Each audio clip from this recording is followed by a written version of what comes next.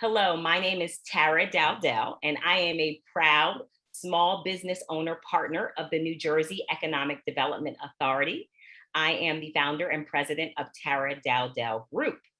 Thank you so much for joining us today. We are really excited about this grant program, and we are also excited about this webinar and the opportunity that we have to answer any questions that you might have to ensure that you are successful in applying for this grant and ensuring that you fully understand this program, which it is an amazing program, the New Jersey Community Stage Relief Grant Program.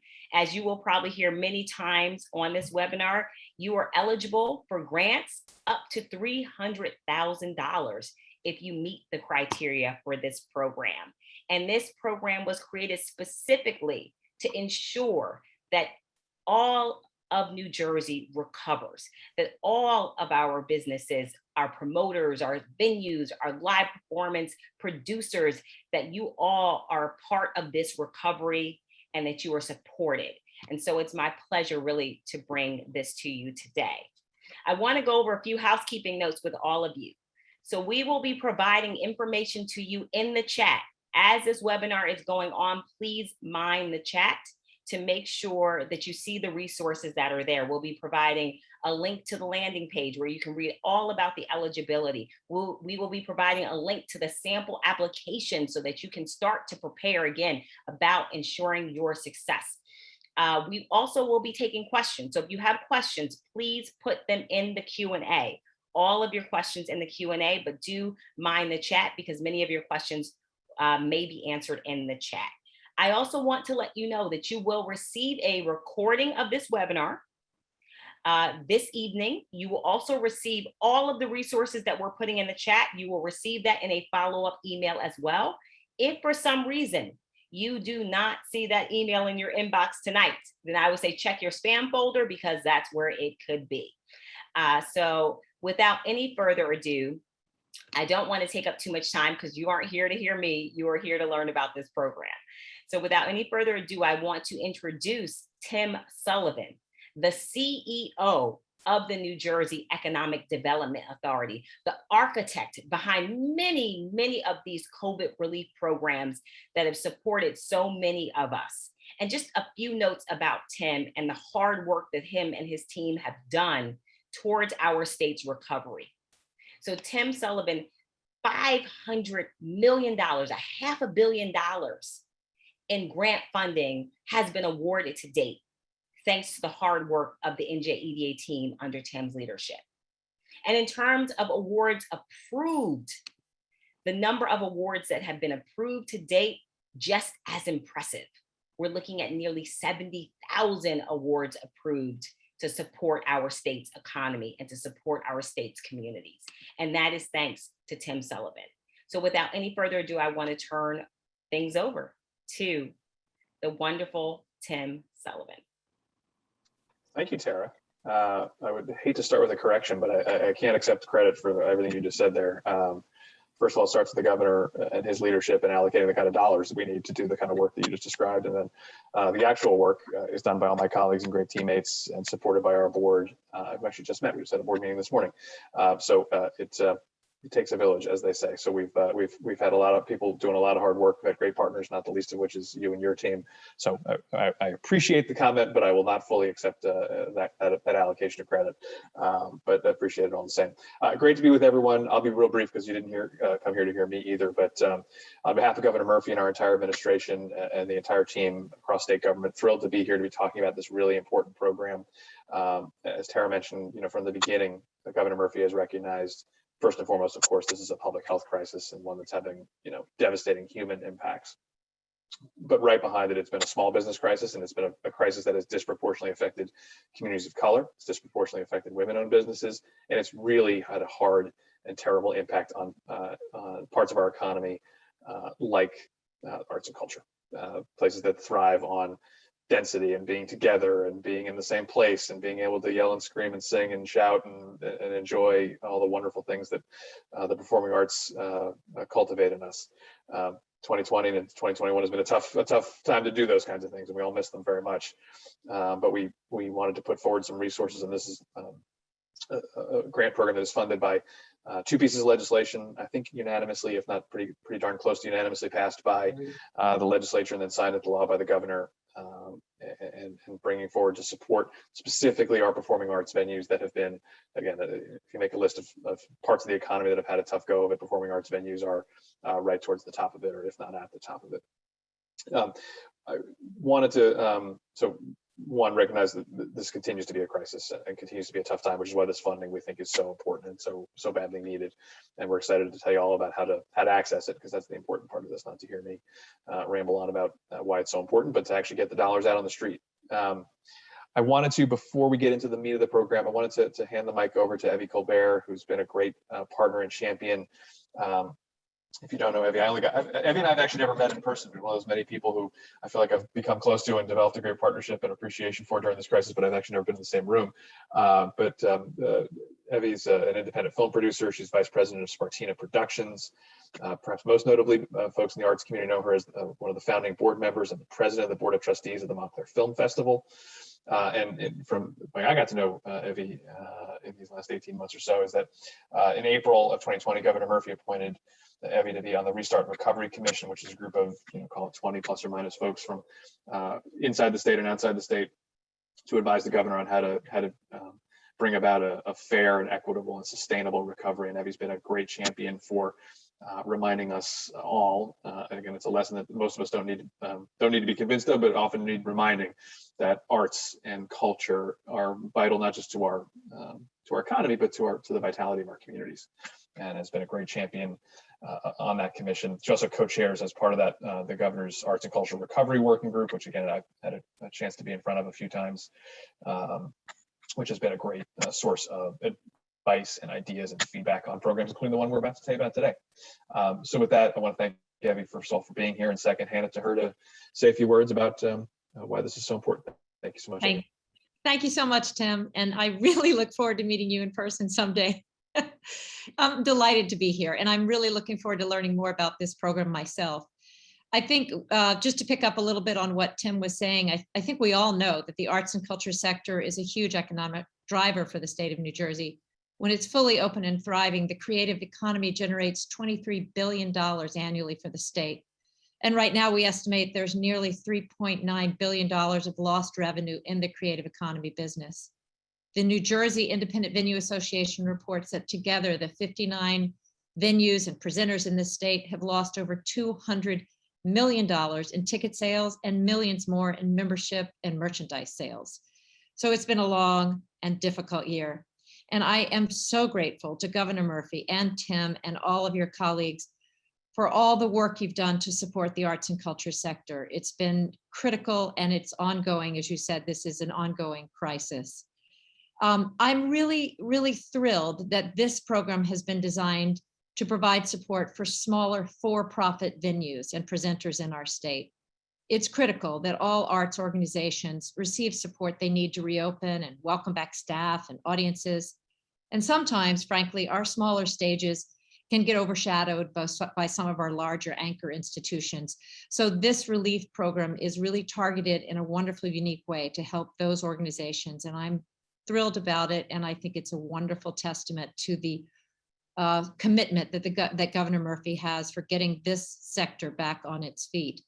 And I just know that I'm looking forward to going to a concert in person myself. And I hope that you'll all participate in this program and get the much needed relief dollars you need and reopen your doors safely and soon. So thanks again.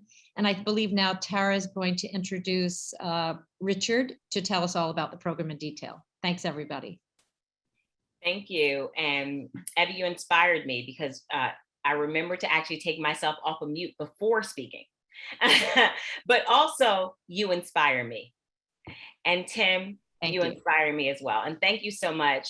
Evie, you have been just a tremendous advocate for these communities, for the arts community, but the smaller venues. And so, and the smaller venues often don't have as big a voice. And so I'm so grateful that they have yours. And also, Tim, important correction. So I do want to shout out the governor as well too, because none of this would be possible without the great Governor Phil Murphy. That is for sure. So want to applaud him.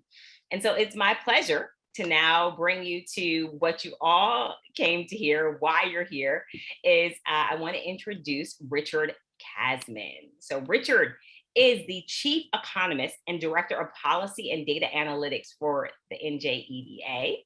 He has spent more than 20 years as an economist and strategist in the financial investment industry. He's been specializing in analyzing and forecasting economic activity, the labor market, dynamics, and inflation, all very important when a state like ours and states across this country have to grapple with the economic hardships that were brought upon by the public health emergency. So we are so grateful to have someone like Richard Kasman working in our state at NJEDA and here today to give you all the information that you need about this program. So without any further ado, Richard Kasman.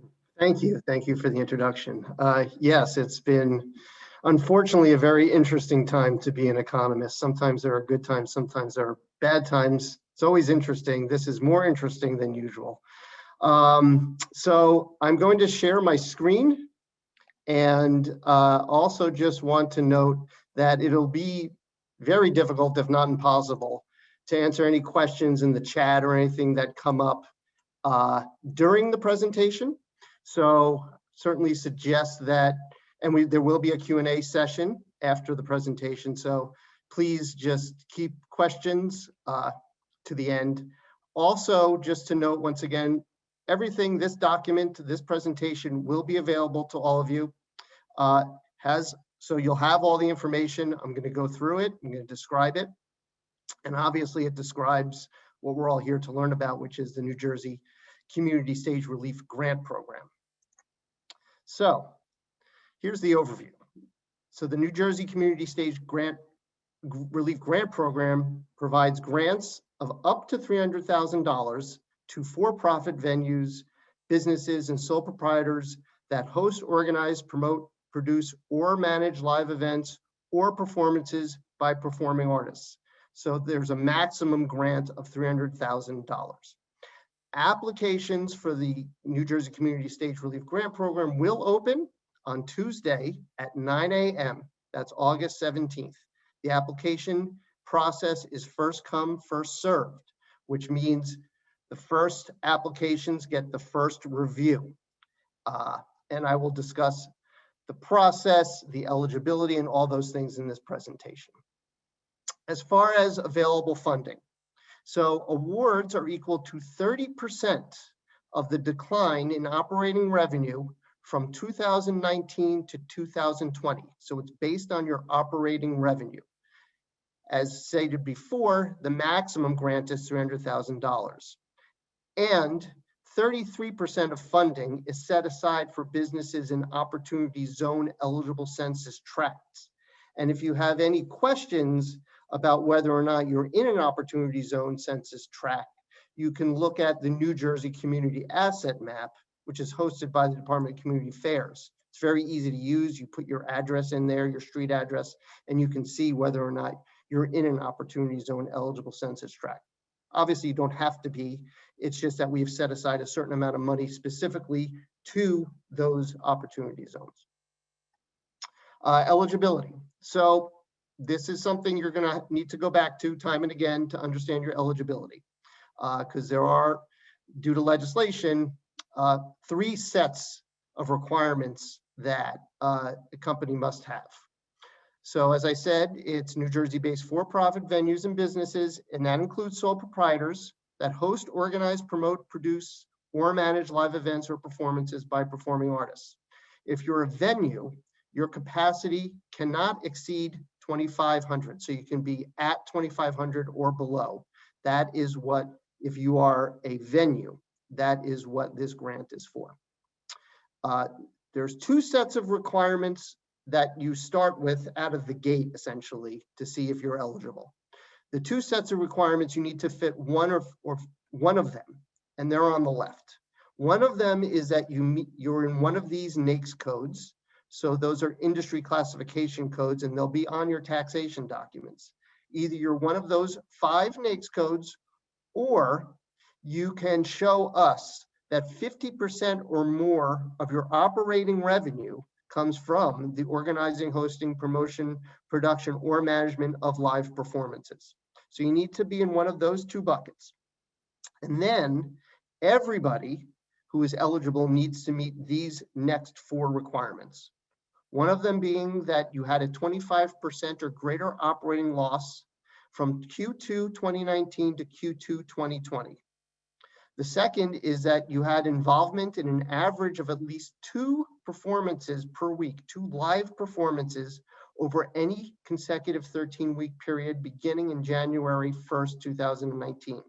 So that means for any 13-week period since then, you can show us that you had 26 performances, live performances. And I should note that a live performance means a performance by an artist. So you could have 4 performing artists performing on one day. That would count as 4 separate performances. You just need to be able to show us that you had 26 performances within a 13-week period. You need to show us that admission fees were collected at performances or tickets were sold. And you need to show us that artists who performed were paid for their involvement in the performance. So once again, if you're a venue, 2,500 or fewer capacity, you need to meet one of those 2 requirements on the left, and everybody otherwise needs to meet all 4 of these other requirements. What are eligible fund uses? Well, this is based on federal legislation for the use of COVID relief funding. And what that legislation says is that any COVID relief funding is a replacement of working capital. So what is working capital? Working capital is defined as payroll, rent, mortgage, inventory, supplies. There are some others, but these are examples of working capital. So this is what the funding is intended for, to replace lost working capital. What is the application process? As stated before, the applications for the New Jersey Community Stage Relief Grant Program will open at 9 a.m. on Tuesday, August 17th. Applications are first come, first served basis.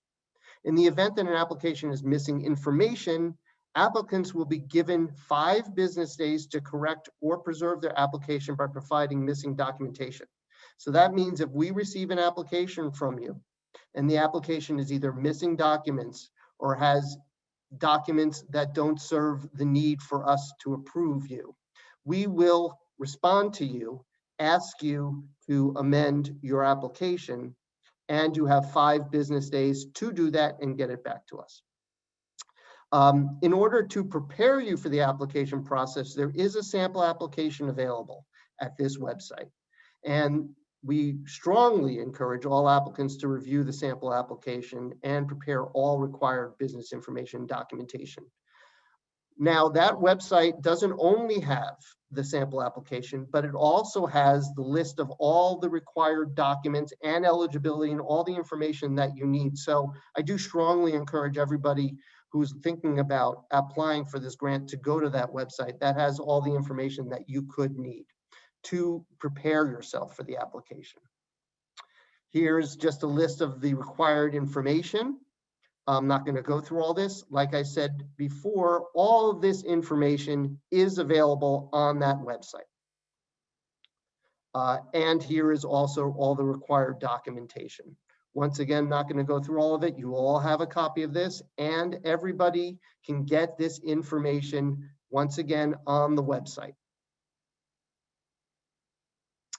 Sample documents. So one of the requirements, as I stated before, is that you need to show that you had, within any consecutive 13-week period, evidence of hosting at least 26 live events. So what kind of evidence are we looking for? Well, it could fall in multiple buckets, and it could be any mix of these types of proof. One of them could be ticket invoices, like we have on the left. System sales reports. If you have evidence of 26 different events being in one system sales report, that's good enough. Ticket stubs. You could send us copies, photos, PDFs of a host of ticket stubs, marketing material, and press coverage of events. These fit our needed requirement to show proof that you had these events. We also need to show, as I said before, sample documents that you had mutual agreements with artists that were paid for performing.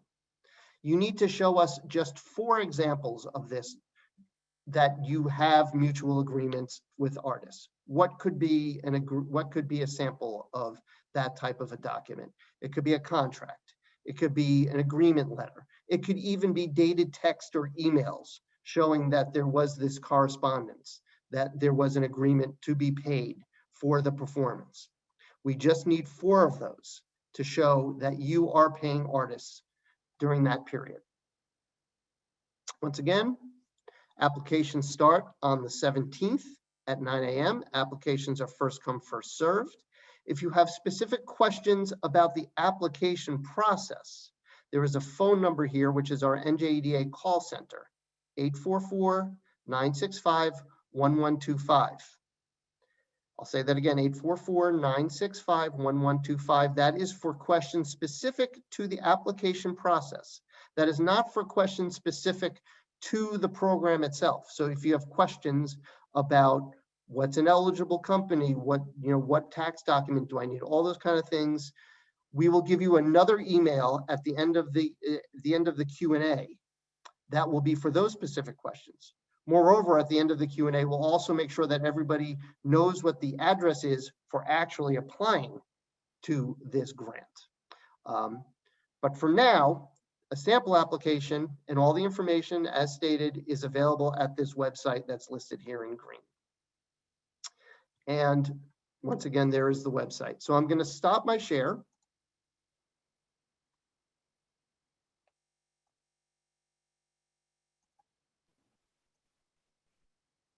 And now I'm going to turn it back over to you, Tara, and I think we're going to also bring in John. Yeah, so thank you. Thank you so much, Richard, for such a comprehensive proposal and presentation, I should say, and also explaining everything so well. Really appreciate it. It's my pleasure to introduce the Q&A portion. And I see there are already a lot of questions in the Q&A, which is great because we want to give you as much information that you need to ensure your success. So it is my pleasure to introduce your colleague who will be assisting with the Q&A and answering the questions that folks have, John Costello. And John is the program manager in policy and data analytics for NJEDA. He spent 10 years as a finance manager in the gaming and hospitality industry in Las Vegas, Atlantic City, and New York City. He joined the EDA in 2014 to lend his talents to our whole state. And so he joined in 2014, and he's worked on the Sandy recovery, federal opportunity zone policy, as well as the implementation of the CARES Act and all the funding. So again, we're very lucky here in the great state of New Jersey to have his leadership as well with this program. And moderating the Q&A, it's my distinct pleasure to introduce my colleague, the Vice President of Tara Dowdell Group, Justina Krygowska, who is also a talent that I am really fortunate to have at Tara Dowdell Group. And she will be our stewarding us through this Q&A process. So please, again, if you have questions and you haven't put them in the Q&A yet, please do so. Again, one last note, the chat, make sure that you're checking the chat. We have a ton of resources that my colleague Oni Warner is placing in there. And one other note, if you ask questions, any questions that come in before 1 p.m., if we are unable to answer them, we will keep this webinar going just to answer those questions. After, we'll keep it going beyond 1 p.m., but only the questions that come in before 1 p.m. because we do want to make sure we get as many of your questions answered as possible. So without any further ado, Justina Krygowska. Thank you so much, Tara. So as Tara mentioned, there have been a lot of questions that have come in throughout the webinar, as well as folks who asked their questions during the registration process for this webinar. So without any further ado, I'm going to get started. And Richard and John, please feel free to jump in, whichever one of you is more comfortable answering the question. So the first question that Eva posed is, if a business or a sole proprietor has received funding from a different similar program through the NGA EDA or another agency, are they still eligible to apply for this program? Justine, yes is the answer. What we would, we're looking to assist applicants with this grant as much as we can. What we would have to do is we would have to look at duplication of benefits. We can't double pay something. So what we would do is we would look at the amount of funding they've received from federal, from from New Jersey agencies like ourselves, DCA, other state agencies, and then any other funds. And then we would be able to help fund whatever gap is left, up to 30% of their operating revenue per the award, and with a cap of $300,000. Perfect. Thank you so much. And a few, I know that Richard actually did a great job going over the documents that are needed to prove the 26 event within the 13-week period. But I think it would be helpful to clarify whether those 26 events have to occur twice a week, or whether an average of 2 events per week qualifies for this program. Sure. In that 13-week period, it's an average of 2 per week. So we can take an average of 2 per week. Excellent. I know that a few folks were wondering about that. So the next question is about documents that folks should prepare ahead of applications opening next week. And I know that that list of documents is available on the portal, so we don't have to spend a whole lot of time going over what documents folks should start preparing. However, there was a question about entities who may not have their 2020 tax returns yet. So what would you recommend for someone who finds themselves in that situation?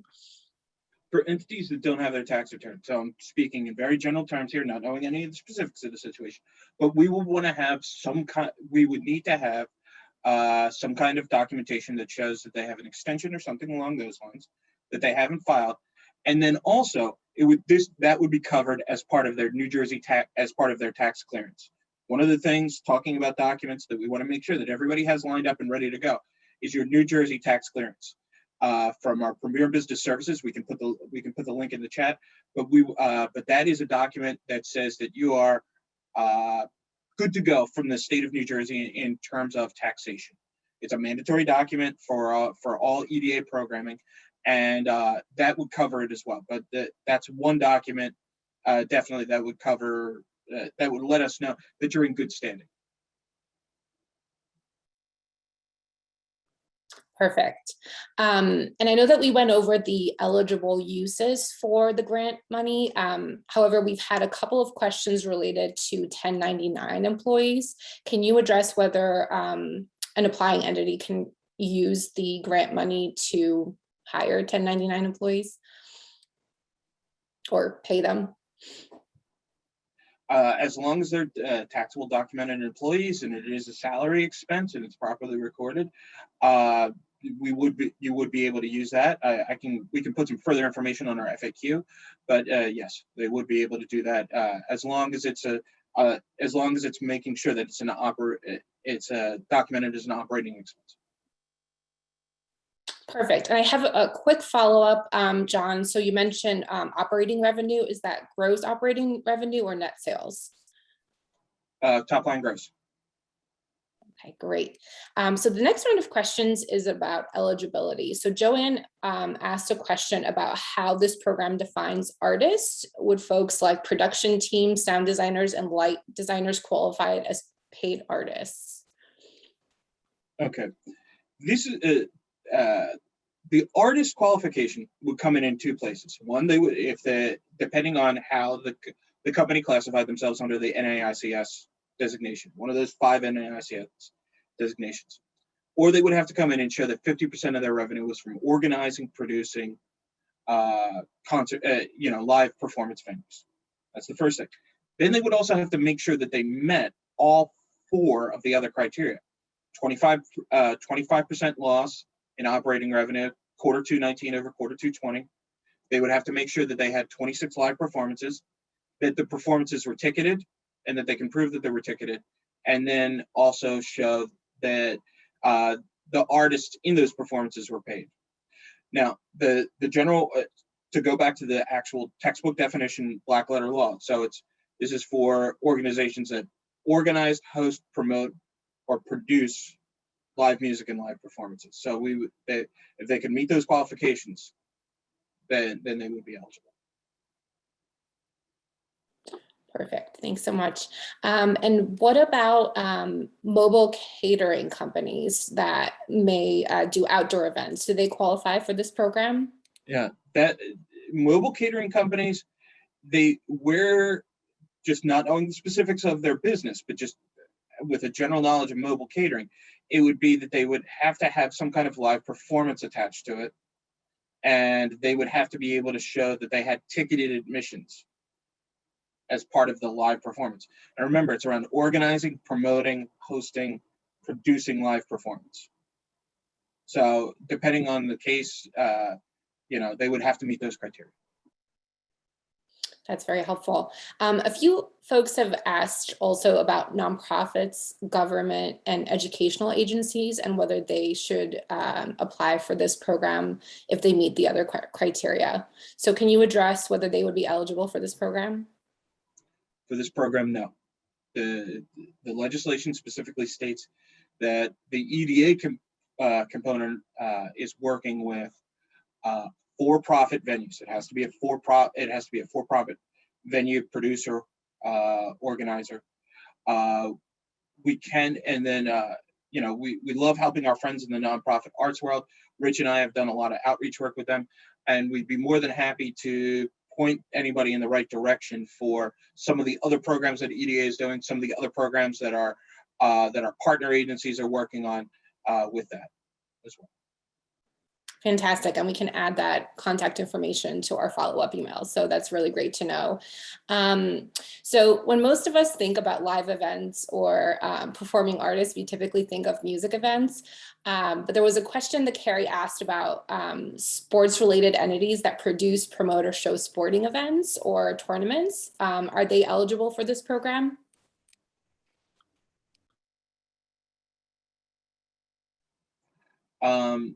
This is geared very much towards towards live performance and live music. I would say no with a caveat. And then we can fill in. If you want to send me over your information, we can get some more data on that. But as of right now, performances are defined as traditional artistic, would be looked at as artistic performances. Fantastic. And I'm guessing that the next question that Melanie posed about talent agents and managers, that would fall under the qualification of hosting, organizing, producing. But are there any things that those types of folks should keep in mind as they apply for this program? In general, and I say this to everybody, I think one of the things that is going to come back is make sure that you have a good linkage, that you're going to be able to say, I, as a promoter, was able to promote this event at this venue on this date. That's really what we're going to be looking for. How can we get that? How can we get that? And was the venue ticketed? And then how were they? And then how was the performer compensated for the event? So it's making sure that you have good established linkages, good, clear, and then the clearest possible documentation that you can provide. So it's making sure that you have that linkage between this was what I worked with an artist on. That artist was then able to perform on this date at this venue, and it was ticketed. So yeah, making sure that you have those linkages together is what we're really going to be looking for. Now that being said, we are looking at a fairly broad source of documentation. To go back to the example that Rich had in our documentation, we'll take a marketing poster, and that marketing poster shows the promoter, the venue, the performer, and the date. So that really is a good example of how we would show that linkage. All right. Great, and I think that also applies for, let's say, a venue that rents their space, right, for live events, but they might not necessarily be the entity that's producing the event or paying the artist. Correct. Okay, great, because there was a couple of questions that also came in about that, so I think that applies across the board. Now, we've received a couple of questions about movie theaters and whether they would qualify. So I don't know if there's anything specific that you can speak on about those types of businesses. With movie theaters, and we understand that our friends at SBA had the movie theaters in as a qualifier. In this one, our legislation specifically spoke to live performances, so it would have to deal with live performance.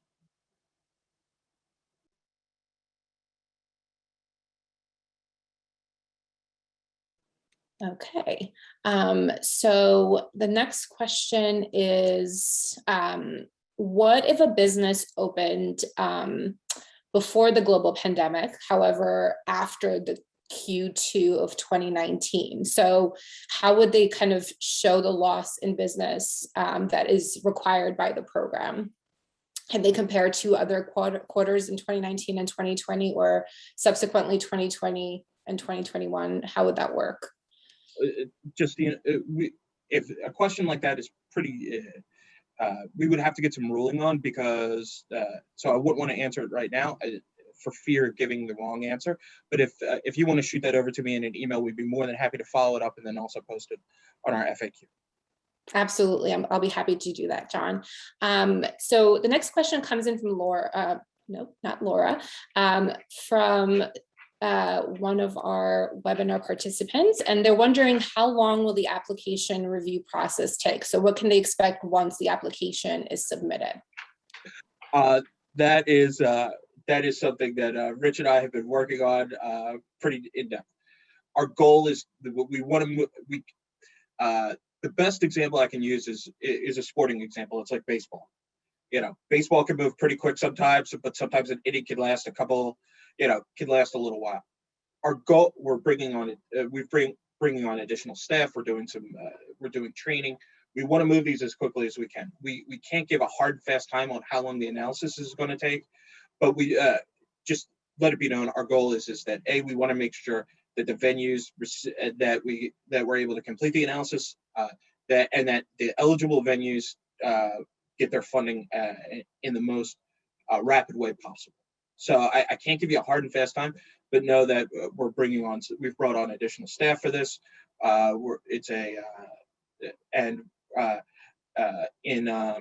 In the community development team, where it's a all hands on deck operation.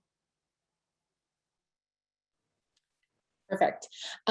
So we had someone resubmit a question that I'm going to read because I think I need your knowledge to answer it, and I want to get it right. Does this program look at gross sales for ticket sales only, or total gross of tickets and food and beverage? We're looking at operating revenue. So so for the award, it's top line operating revenue. Right, which would include all sources of revenue. Yeah. From regular business operations. We would, and if a business was somehow structured that it had other sources of revenue, such as if they were investment or if they had sold a property, that wouldn't be counted. It would only be the revenue from regular business operations in their core business. A theater, sell a theater that provided live music, then also had food and beverages and T-shirts and other merch. That's the top line we're looking at.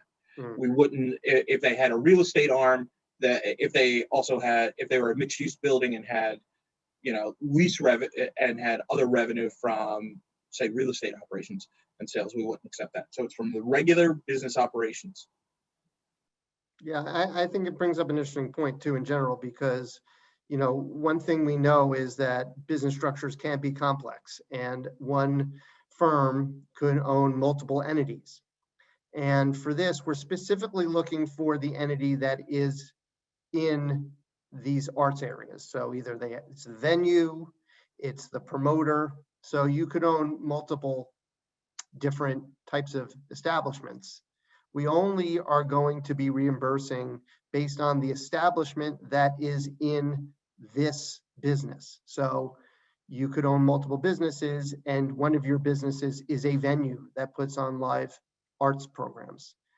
We are going to be reimbursing specifically to that establishment. So if you also own like John was saying, real estate, financial, other types of, businesses, that's not the idea behind this, and that's not what we're looking for. We're looking for tax and other financial data that are specific to the establishment that is the promoter, the venue, and so on. So I want to kind of correct myself, because I think a question I had asked maybe was confusing, and there was a subsequent question in the chat, but someone asked, how could we expect anyone to have had 20 live events in 2020? So the whole point is to show that businesses were successfully hosting 23 events per quarter in 2019, and the global pandemic obviously had an impact where they weren't able to do that, right? So that the whole program depends on proving that there was a discrepancy between that caused by the shelter in place and the am I understanding that correctly? I don't want to confuse anyone on our webinar. And it also, so the way we've defined it as is that it's any 3-month period starting on January 1st, 2019, up to the date of the application. So if you have that, however your business is structured, as long as you have those 26 live events over a 13-week period, any time from 1/1/2019 to the date of your application, we can accept that 3-month period. Perfect. So there was a question related to the capacity. So I know that venues have to have a maximum of 2,500 seats for indoor events.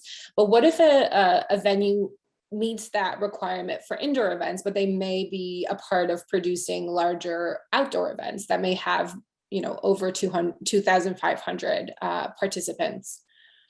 We would be looking for your venue capacity as defined by your New Jersey certificate of occupancy.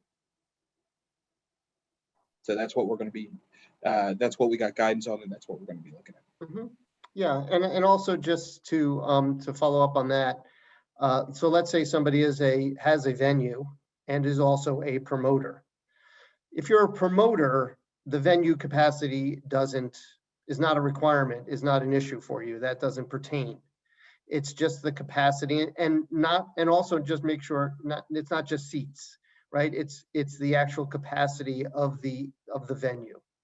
So, but let's say you, as an aside, you not only have that venue, but you also are a promoter. It doesn't matter then what the capacity is of the facilities for which you are promoting. It's just your promoter business that we're interested in, regardless of the capacity of those businesses with which you're working. Thank you for the clarification. And someone on our Facebook live feed asked, is this program open to festival producers?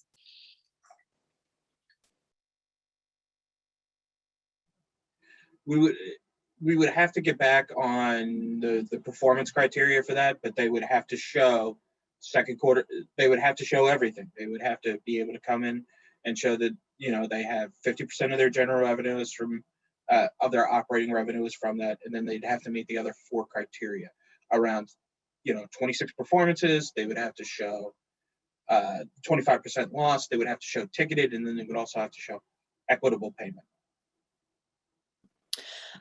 So there was an interesting question in the Q&A that just came in, and that is related to someone being located in New Jersey, but perhaps working on events that take place elsewhere, whether that's in other parts of the United States or even internationally. Would they still qualify for this program, or do the events have to take place in New Jersey? They would have to have, so what their primary place of business would have to be the state of New Jersey.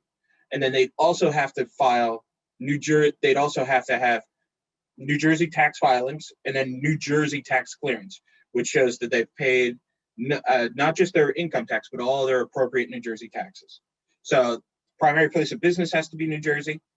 They have to file they'd have to have New Jersey tax filings, and then they would have to be, and then they would have to have tax clearance to show that all taxes other than income taxes are fully good to go by state taxation. Great. So a question that Nicole asked is about whether the primary business, if they qualify as if the primary business is a stage production company. So meaning they set up stages and help us set up changes at live events and meet all the other requirements in terms of the number of performances. So in general, so the company helps produce live music without. That's what it sounds like, yeah. Yeah. Or theatrical performances. Or theatrical performances. My general inclination, not knowing the details, would be to say yes. We'd have to look at, we'd have to look at the background paperwork. We'd have to look at what they said. But in general, as long as they can meet one of the 2 criteria for eligibility and the other 4 program criteria, it would, as a production company, I would say yes, with those caveats. Excellent. So a couple of other questions. There was a question related to someone being an applicant that is located in Warren County. So I just want to reassure that everybody in New Jersey is qualified, right? So whether your venue is located in Hudson County, Warren County, Cape May County, Camden County, you are in fact eligible to apply. We want every eligible New Jersey venue to apply. We want to work with them as much as we can, because we recognize the value of the creative arts and as part of both a driver of the economy that Evie Colbert talked about in a really great way, but then also it creates a competitive advantage. Rich and I are the policy and data analytics team, and one of the things we realize is that there is a lot of value to the live, work, play, and it's businesses that provide the arts give New Jersey that competitive advantage. It's where people want to live. We have the best music, we have the best pizza, we have the best bagels. Food and Wine says it, so we want to keep that going. Absolutely. And as someone who lives in Sussex County, I am a big believer in a North Jersey small business community. So I'm really glad to hear that. So a couple more questions I want to make sure. So I did ask, I think I answered part of Greg's question, but I just want to make sure that we fully address it. So he was the one that asked about international contracts. If the contract was canceled in December of 2019, that is considered to be a loss of revenue, right? Oh, John, I think you're muted. Sorry about that. My bad. So what it is it's the you would have to look at that. You would have to look at your top line operating revenue. Depending on how you did it, if as cash or accrual, depending on how it gets booked, for 2019 versus 2020. That's what we'd be looking at.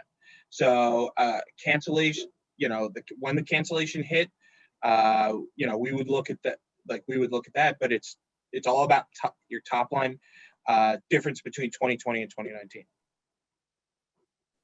Excellent. And Chris wrote in, does this program have an audit or reporting requirement timeline for use of the funds? As long as the funds, the requirements we have are, yes, there will be some, it is a federal program. There will be some, back-end compliance work on our side. We work with the businesses to make sure there, as part of the grant agreement, there are some stipulations. The business has to make every possible attempt to stay open. The business has to make every possible attempt to not lay off staff for 6 months. Best efforts. We understand, understanding that there is a lot of ups and downs in businesses, but that is all listed on both the application and then also and then some of our other documentation. I would, and but in terms of but it's also going to be driven primarily by us just monitoring and checking it. Excellent. So we have just one more minute for one final question. So I'm going to ask, do you have any final sort of tips or resources that folks can access as they get ready to apply next Tuesday? So applications do open August 17th, which is next Tuesday. And are there any support services? So I know folks can visit the loan portal to learn a little bit more about what they can expect, what documents to put together. Is there a hotline that they can call in case they have any questions?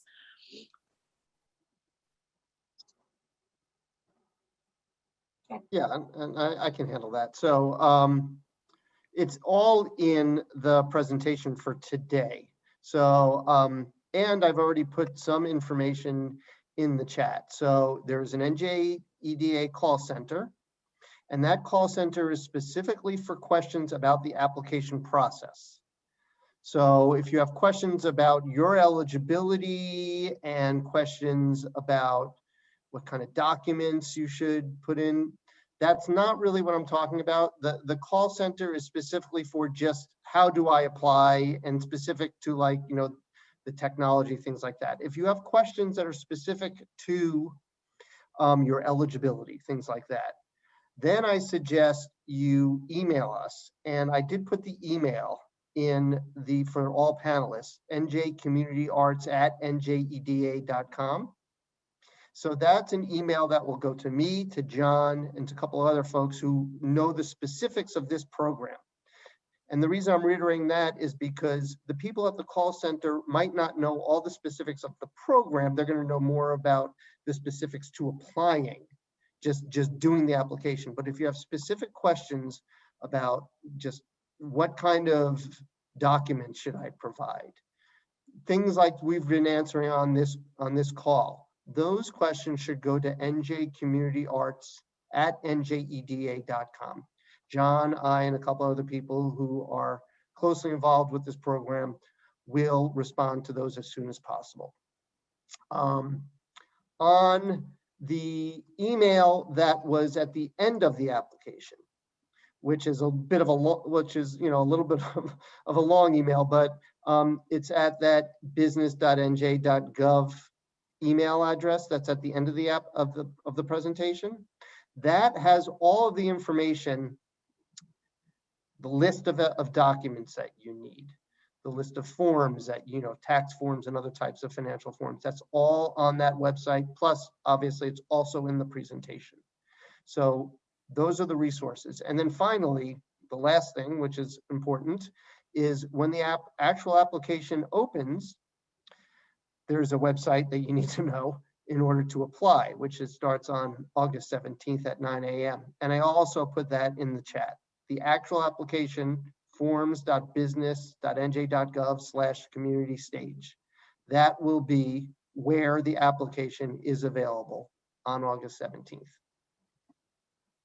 Perfect. Well, thank you, Richard and John, for spending the time with me to answer all of the questions that we got today. I'm really just fortunate to be able to be a part of this conversation. Like I said, I am a big believer in small business and a huge supporter of live music and the culture in New Jersey, which is what makes our state great. So we really appreciate the work that you're doing. I'm going to now turn it over to my colleague, Tara, to close us out. Thank you.